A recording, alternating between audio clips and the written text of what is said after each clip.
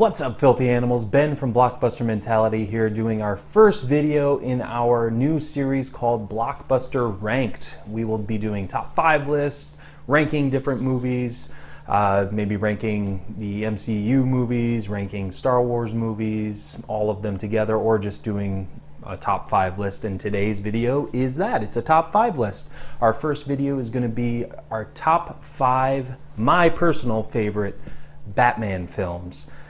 We chose this category because you guys told us to. We set it up on Twitter. We sent out a tweet that asked you what you were most interested in seeing for our first Blockbuster ranked video, and the majority said Batman films. So again, this is my personal favorite list in this series, universe, I guess you could say.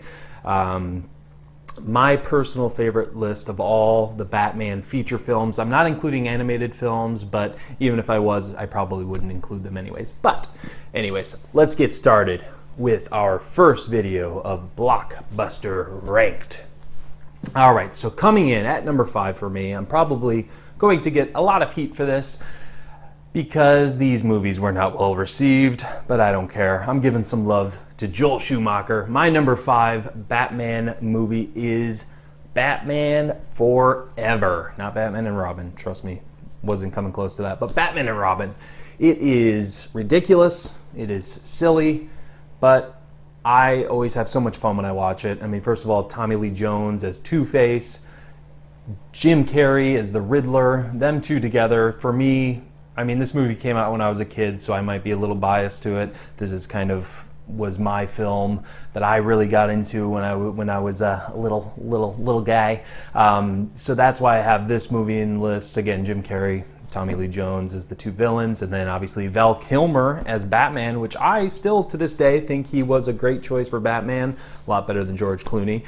Val Kilmer, I thought he did a great job as Bruce Wayne and Batman. I thought he was a very believable as that character.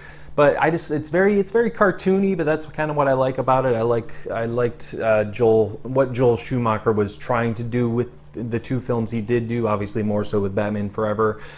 I just thought they were a lot of fun, and they were aimed towards kids more, I'd say, but that's probably why it's on my list, because I liked it as a kid. Number 4 on the list, for me, again, my personal favorite, not going off rankings on IMDb or Rotten Tomatoes or anything like that. Number 4 is Christopher Nolan's Dark Knight Rises with Tom Hardy as Bane. This movie also gets mixed reviews, surprisingly. I mean, I really enjoyed it. Obviously, it's number 4 in my all-time Batman movies. Dark Knight Rises, first of all, it sets the tone with Bane at the beginning in that plane ride. I really liked Tom Hardy's take on the character with his voice, even with just the way he prepared for his role by getting, beefed up for it and things like that. I just thought he looked great. Obviously, he didn't look like the traditional Bane, but I still really liked how he did. And he broke the bat. He's the one who broke Batman's back. Spoiler alert if you haven't seen it. Just love that scene with him and Batman first duking it out and him just literally breaking his back over his knee, just like the comics. And I really loved that. And then you had Anne Hathaway as Catwoman. I thought she fit right into Christopher Nolan's universe. And what he does great about with this trilogy is just the realism of it. I'll get to that a little bit more later. But there you have it. Number 4, Dark Knight Rises. Number 3 on my list is another Christopher Nolan one. It is Batman Begins, the one that started it all after the train wreck that was Batman and Robin, Joel Schumacher's second and last Batman film. But again, number 3, Batman Begins. Christopher Nolan brought it back with this movie, more of an origin story of how Batman actually became Batman, and just it. Again, back to the realism, this is really what brought Batman, just, street level crime. That's what he was taking care of. And it blew me away. First of all, Christian Bale as Bruce Wayne, obviously perfect fit for the role. and then just the darkness and the grittiness of it. It wasn't cartoonish at all like the other ones were with Tim Burton and Joel Schumacher. I mean, this was so real, and Liam Neeson as Ra's al Ghul was an awesome addition to the film.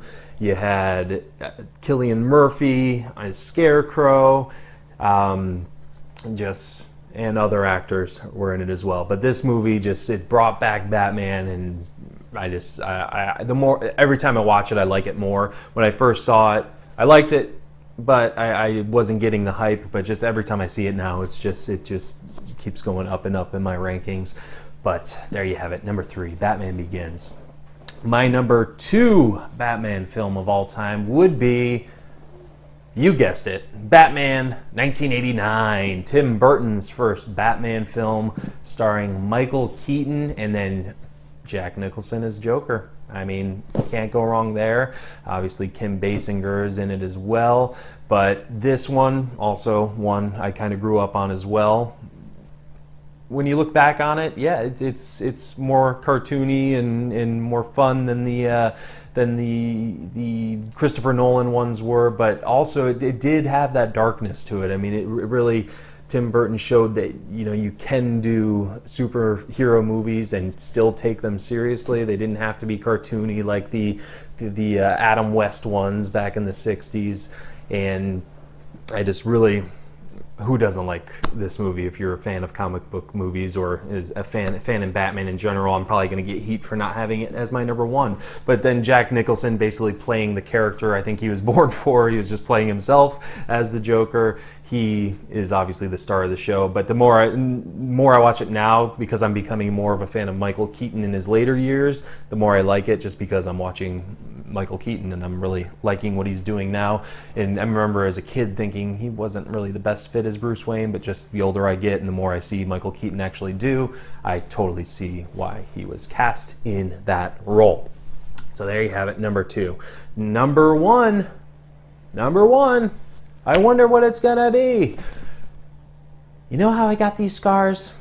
You know it. Christopher Nolan's second film. So all 3, Christopher Nolan. Congratulations, Christopher Nolan. You made it on all 3 of your films made it on my list. Congratulations. Dark Knight with Heath Ledger as the Joker. Christian Bale as Bruce Wayne and Batman once again, obviously. Come on. Who doesn't love The Dark Knight? Sets the tone, just like Christopher Nolan did with the Bane scene on the airplane. This is one of my favorite Batman scenes of all time, just the bank heist at the beginning, shot in full IMAX. I just remember seeing when he showed that full scene in the trailer right before I Am Legend. That's where everyone first saw that scene. That's why I Am Legend is memorable to me, but that's another conversation for another time. But yeah, that whole bank heist scene when the bank robbers are killing each other one by one because the leader told them to, and then it's revealed that it's the Joker that's doing it. That scene alone was it set the tone for the whole film and really just kind of, epitomized what Christopher Nolan was doing in that whole series. And then obviously Heath Ledger, tragedy, happened after filming. After the film came out, he obviously passed away, but he was able to win Best Supporting Actor for the Oscars for his role as the Joker. He has got to be... I can't put him above Darth Vader, so I'd say he's my number 2 villain of all time. He's just unbelievable in the way he just delivers his lines, and just the way he portrayed this Joker was just outstanding. I obviously love the whole film, but I only want to fast forward to his scenes now, but just because I've seen it so many times. The only thing I think that film did wrong was just Two-Face. I didn't like how they did Two-Face. I think they did his arc too quick. He became Two-Face, and then he was, dead right away. They could have done that better, but that says a lot about what they did with the rest of the film, that it's still my number 1. So, and everybody else's, every other Batman fans' number one as well, other than probably the 1989 Batman. But again, I'm probably going to get heat for the Joel Schumacher being in there, maybe even Dark Knight Rises, and probably even not having 1989 Batman as my number one. But this is my list, my personal list. But there you have it. That's our first video in our road. No, we're not doing Road to the Oscars anymore. I'm so used to doing those. That is our first video in our Blockbuster ranked series. Be sure to comment below. Let me know what your favorite Batman films are, top 5, or just, rank them all. I do love Ben Affleck as Batman. I just didn't love the film he was in, Batman v Superman, to have it on my list, so I couldn't really include that. But I do love Ben Affleck as Batman more so than I love, or more so than I liked Val Kilmer in it. But anyways, comment below. Definitely let me know what you guys think. Stay tuned for our other videos that'll be coming out in our Blockbuster Rank series. Gonna be ranking, give my top 5 actor, specific actors, or we'll definitely do a Star Wars ranked one. And I'm just gonna say it right away. Our first actor one will be my personal top 5 Robert De Niro films, my favorite actor. So there you have it. All right, so be sure to subscribe right here and check out our other videos right here. And check out our podcast on Fridays called Blockbuster Mentality on iTunes. But that's it for me. I'll catch you guys at the movies.